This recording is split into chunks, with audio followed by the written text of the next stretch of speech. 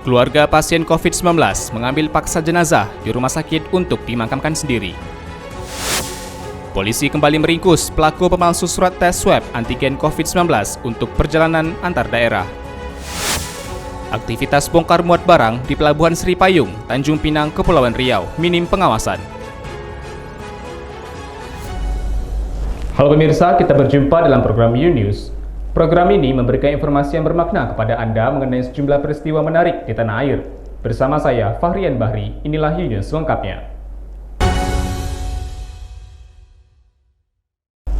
Saudara, vaksin COVID-19 untuk Kota Batam hanya tersisa 1.000 vial. Hingga saat ini, 10.000 warga Kota Batam belum mendapatkan vaksin. Antusias warga Batam, Kepulauan Riau, mengikuti program vaksinasi pemerintah menyebabkan ketersediaan vaksin di kota itu menipis. Hingga saat ini, persediaan vaksin COVID-19 di Kota Batam hanya tersisa 1.000 vial. Sementara pemerintah Kota Batam mendata sekitar 10.000 warganya belum divaksin. Wakil Wali Kota Batam, Amsakar sangat menyayangkan minimnya ketersediaan vaksin di tengah tingginya antusias masyarakat untuk mendapatkan vaksin. Sehingga kalau hari ini tidak masuk, sangat mungkin di hari Kamis yang akan datang stuck.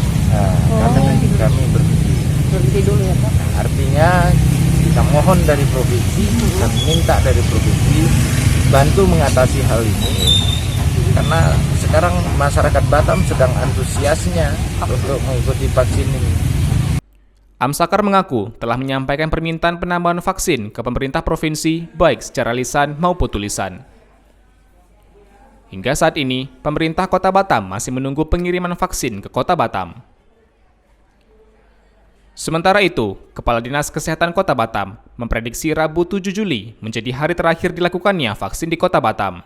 Kebetulan kemarin sore kita dapat tambahan, tapi tak banyak, hanya 1.000. Ya, artinya besok adalah hari terakhir kita untuk melaksanakan vaksinasi, karena hari Kamis sudah boleh dikatakan nggak ada lagi vaksin yang tersedia. Sementara itu, Wakil Gubernur Kepri, Marlin Agustina mengatakan, segera mungkin mengkoordinasikan ketersediaan vaksin di Kota Batam. Saya belum ada komunikasi pula dengan Dinas Kesehatan Provinsi. Nanti saya tanyain lah hari ini. Dan kita usahakanlah secepatnya, karena pasien anak-anak kan sudah dihimbau oleh gubernur. Surat gubernur kan sudah diedarkan harus sampai target. Dari Batam, Kepulauan Riau, Engesti Pedro, UTV mengabarkan.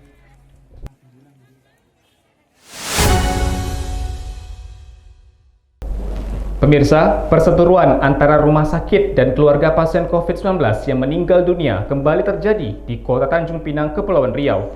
Salah satu keluarga pasien COVID-19 meninggal dunia mengambil jenazah untuk dimakamkan sendiri. Satuan Reserse Kriminal Polres Tanjung Pinang membenarkan adanya peristiwa pengambilan paksa jenazah COVID-19 di Rumah Sakit Umum Daerah Tanjung Pinang, Kepulauan Riau pada Senin 28 Juni lalu. Kasat Reskrim Polres Tanjung Pinang, Ajun Komisaris Polisi Rio Reza Parindra di Tanjung Pinang, Selasa 6 Juli mengatakan tengah menyelidiki laporan dugaan pengambilan paksa jenazah pasien COVID-19 tersebut. Pihaknya dalam waktu dekat akan melakukan penyitaan beberapa barang bukti guna kepentingan penyidikan lebih lanjut. Rio mengatakan akan menindak tegas bagi masyarakat yang tidak mematuhi Undang-Undang Nomor 6 Tahun 2018 tentang kekarantinaan kesehatan dengan ancaman kurungan penjara selama 1 tahun. Kita memang membenarkan bahwa kita sedang melakukan proses penegakan hukum terhadap jenazah terhadap keluarga pengambilan jenazah yang secara paksa yang dinyatakan COVID-19 terhadap keluarga yang kejadiannya pada hari Senin tanggal 28 Juni 2021 di Rumah Sakit Umum Daerah Tanjung Pinang. Ya. Jadi kita sudah melakukan pemeriksaan terhadap Satgas, pemanggilan saksi-saksi juga, kemudian ada juga rencana kita akan mengumpulkan barang bukti dan melakukan penyitaan terhadap barang bukti. Dan intinya kita terhadap masyarakat yang tidak mematuhi protokol kesehatan ya, maupun yang sudah ditetapkan oleh pemerintah, ya, kita lakukan tindakan tegas. Jadi memang harus kita sesuai dengan aturan-aturan yang sudah ditetapkan oleh pemerintah. Sementara itu, Kepala Instalasi Gawat Darurat IGD Rumah Sakit Umum Daerah Kota Tanjung Pinang, Bakri, membenarkan adanya pengambilan paksa jenazah pasien COVID-19 yang meninggal dunia di ruang teratai oleh pihak keluarga beberapa waktu lalu. Saat ini, pihak rumah sakit telah membuat laporan ke Polres Tanjung Pinang. Setahu dan sepantau kami adalah kasus pasien yang meninggal diambil paksa oleh keluarganya, itu berada pasien yang terkonfirmasi berada di ruang rawat inap isolasi teratai beberapa hari yang lalu oleh pihak keluarga, dan informasinya adalah pihak rukun tetangganya saat ini sedang dalam penyelidikan oleh pihak kepolisian. Beberapa tenaga kita sudah menjadi saksi dipanggil oleh pihak Polres. Dari Tanjung Pinang, Kepulauan Riau, Afriyadi, UTV mengabarkan.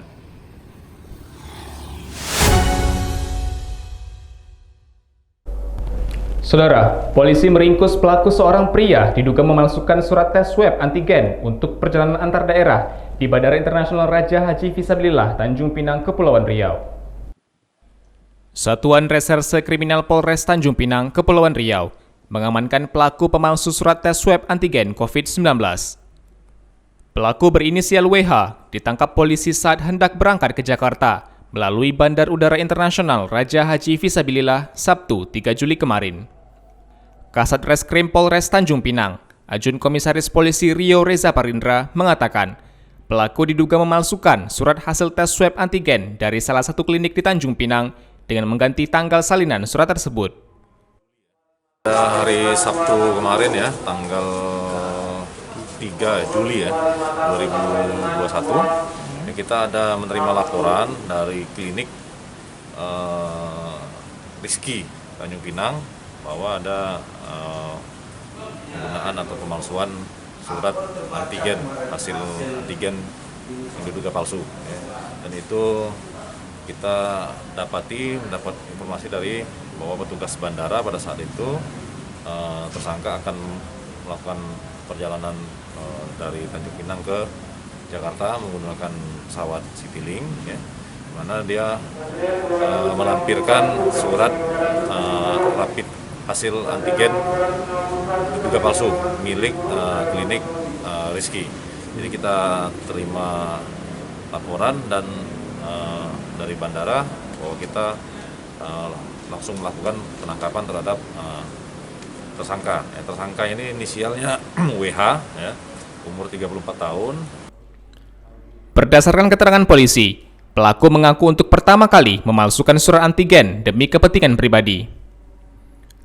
Polisi juga mengamankan sejumlah barang bukti dari tangan pelaku. Pelaku ini sudah kita lakukan pemeriksaan dan kita dalami bahwa dia membuat surat itu dengan mengeprint dengan kopian yang sudah pernah dimiliki oleh dia, di print menggunakan laptopnya sendiri ya. Jadi kita sudah amankan juga barang bukti, surat, kemudian laptop, flash disk ya, kemudian tas ransel, semua yang digunakan untuk membuat surat palsu tersebut. Atas perbuatannya, tersangka terancam dengan pasal 263 KUHP tentang pemalsuan surat dengan ancaman kurungan 6 tahun penjara. Dari Tanjung Pinang, Kepulauan Riau, Afriyadi, UTV mengabarkan.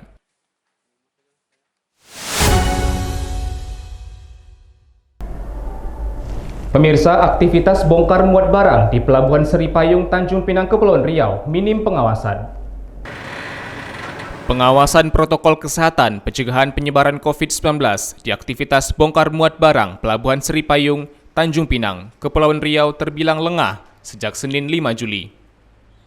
Aktivitas bongkar muat barang tanpa pengawasan petugas kesehatan berikut imbauan protokol kesehatan COVID-19.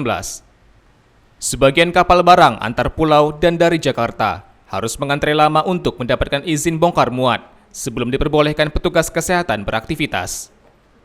Kepala Kantor Kesehatan Pelabuhan KKP Kelas 2 Tanjung Pinang, Agus Jamaludin di Tanjung Pinang, Selasa 6 Juli mengatakan, minimnya keterbatasan personil dinilai menjadi penyebab kurangnya pengawasan. Meskipun kurangnya anggota, Agus memastikan telah menempatkan petugas untuk mengawasi aktivitas pelabuhan Sri Payung secara berkala. Juga keterbatasan SDM. Nah, kemudian stasi dengan kantor itu kan dekat dan masih bisa dihandle oleh anggota kita yang ada di kantor ataupun dari petugas dari SBT di sana. Kan kedatangan kapal itu kan ada jadwalnya. Gitu, jadi masih bisa gitu. Kan operasional kapal di situ kan nggak mesti harus ditongkrongin gitu. Agus mengatakan, setiap orang dari kapal barang yang bersandar di Pelabuhan Sri Payung diwajibkan membawa hasil negatif swab antigen COVID-19 dari asal daerah kedatangan.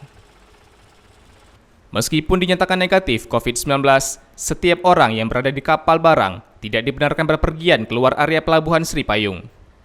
Sampai saat ini kan kita nggak ada melarang kedatangan kapal logistik, nggak ada.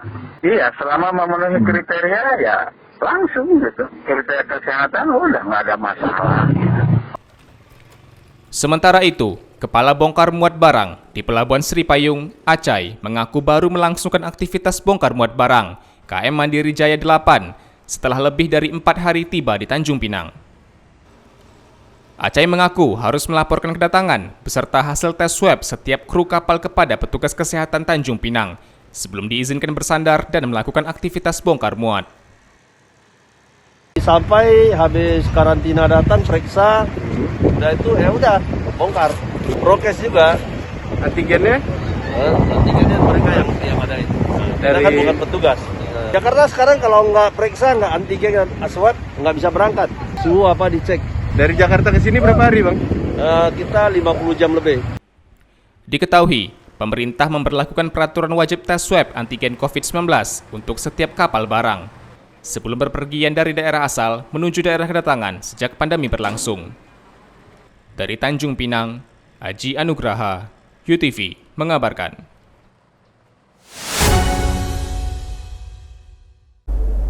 Saudara, pemerintah memperpanjang masa pemberian stimulus pembayaran listrik hingga September mendatang.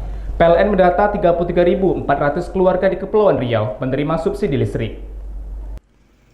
Pemerintah memperpanjang masa pemberian stimulus pembayaran listrik untuk keluarga kurang mampu di tengah pandemi hingga September mendatang.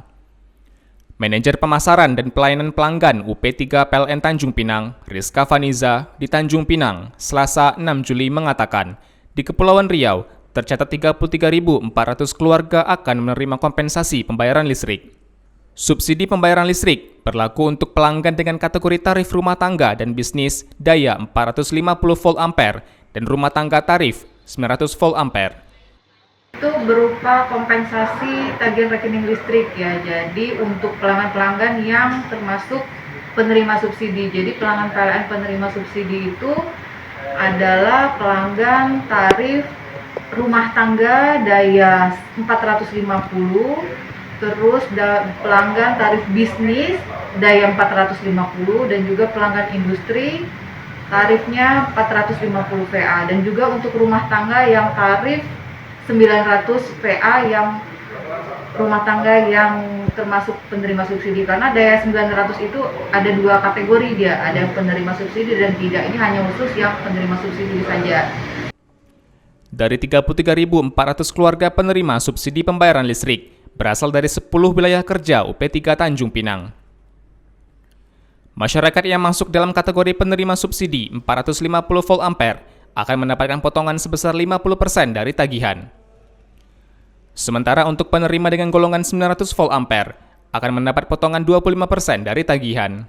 Jadi nanti ada pengurangan tagihan rekening listrik gitu sebesar dapat diskonnya yang 450.000 yang daya 450 VA itu kompensasinya senilai 50% dari tagihan, dan juga untuk yang token juga seperti itu 50%, dan kemudian untuk daya 900 VA itu mendapatkan kompensasi 25%. Bagi yang tidak mendapatkan subsidi, padahal datanya sudah masuk dalam kategori penerima, dapat langsung menghubungi pihak UP3 Tanjung Pinang untuk melakukan pengecekan. Dari Tanjung Pinang, Kepulauan Riau, Muhammad Khairuddin, UNews mengabarkan. Saudara, pemerintah Kota Tanjung Pinang memperketat pemberlakuan pembatasan kegiatan masyarakat PPKM Mikro hingga 20 Juli mendatang. Wali Kota Tanjung Pinang, Rahma, mengatakan akan memperketat pelaksanaan pemberlakuan pembatasan kegiatan masyarakat PPKM Mikro hingga 20 Juli mendatang. Kebijakan tersebut upaya menekan angka penyebaran COVID-19 di Tanjung Pinang yang termasuk dalam zona merah COVID-19. Rahma mengatakan, hingga saat ini, dari 224.000 jiwa penduduk Tanjung Pinang, 1.200 diantaranya dinyatakan positif COVID-19. Penduduk kita hanya 224.000 jiwa. Hari ini yang positif sudah mencapai 1.100 lebih sudah, hampir mencapai 1.200. Ya. Ada ini pemberlakuan yang memang harus kita ikuti ya. Tanjung Pinang kan termasuk salah satu. Saat ini, Pemkot Tanjung Pinang sedang menjalin koordinasi dengan berbagai organisasi perangkat daerah, forum RT RW, dan juga tokoh masyarakat. Rahma juga mengatakan akan menerapkan beberapa kebijakan berdasarkan instruksi Menko Perekonomian Airlangga Hartanto. Kalau memang tidak bisa diredam, ya ini aturan ini kan bukan kebijakan daerah, ini pusat yang ini. Dan Tanjung Pinang tertulis dengan jelas ada di situ. Ya ini makanya salah satu kami. Dimulai 6 Juli, Bu. Kalau Pemkot Tanjung Pinang kapan ya, dimulai? ini makanya ini kan tahapan nih. Saya kan tentu harus ini dudukkan dengan semua tokoh masyarakat. Tokoh masyarakat itu siapa? Ada RT RW, ada lembaga-lembaga ini, lembaga adat Melayu, semua kita harus libatkan. Nah, karena ini kan menyangkut khalayak ramai. Sebelumnya, Menko Perekonomian Airlangga Hartanto menyatakan bahwa pemerintah memperketat penerapan PPKM Mikro di luar Jawa dan Bali hingga 20 Juli mendatang. Dalam kebijakan tersebut, 4 wilayah di Kepri, yakni Tanjung Pinang, Batam, Bintan, dan Natuna, masuk sebagai wilayah yang harus memperketat jalannya PPKM Mikro. Dari Tanjung Pinang, Kepulauan Riau, Muhammad Khairuddin, U-News mengabarkan.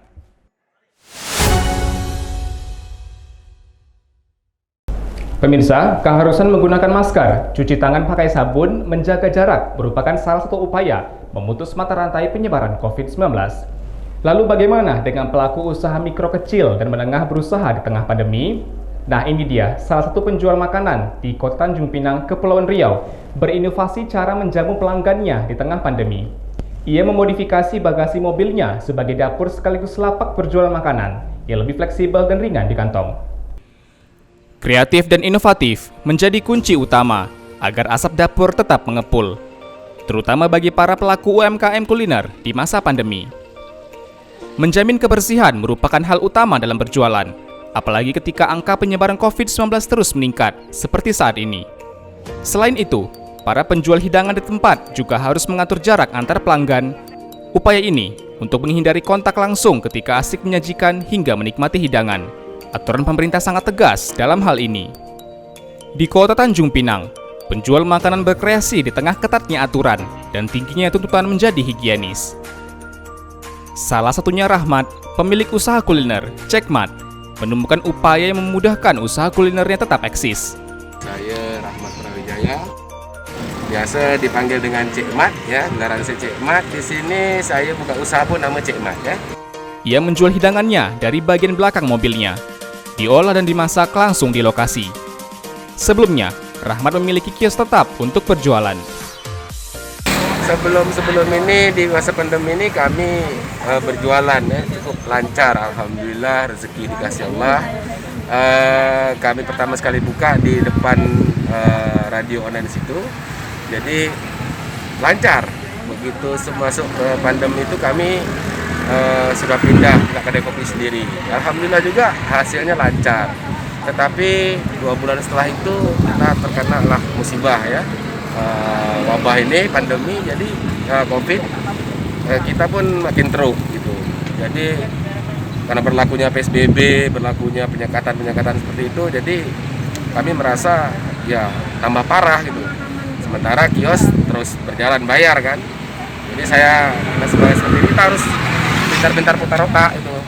Putar otak, jadi saya coba mencari kendaraan, mobil kami jual keliling lah.